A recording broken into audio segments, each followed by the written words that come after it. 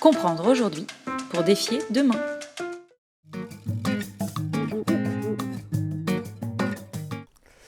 Oui, alors je ne connais pas Marine Le Pen autrement que par toutes les prestations télévisées qu'elle a accumulées, mais il se trouve que j'ai exactement le même âge que son père, qui a vécu à peu près le même parcours de vie que moi, donc la même histoire, et dont je sais que jamais il a eu vraiment envie de prendre le pouvoir. C'était pas tellement son problème.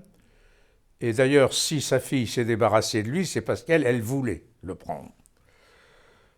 Donc c'est pas sur le projet ou la personne, mais j'observe que Marine Le Pen est taxée de populiste. J'ai vécu 3 types de populisme.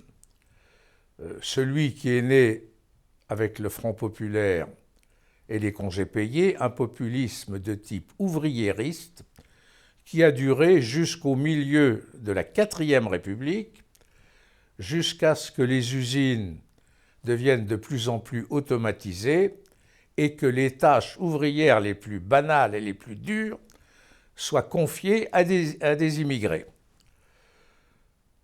Puis, on a commencé à voir vivre, et le mouvement de Jean-Marie Le Pen s'y est installé, dans un véritable populisme démagogique qui faisait son pain quotidien de la critique féroce des élites.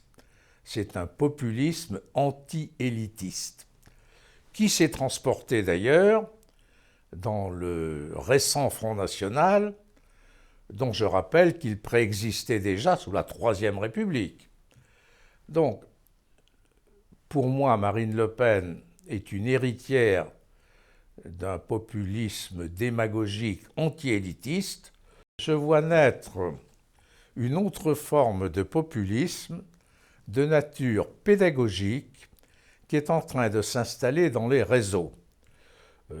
On est même aujourd'hui en train de parler de députés Internet dans le mouvement d'Emmanuel Macron, qui exprime bien ce fait qu'une partie de la reconstitution de la citoyenneté passe par les réseaux, par le web.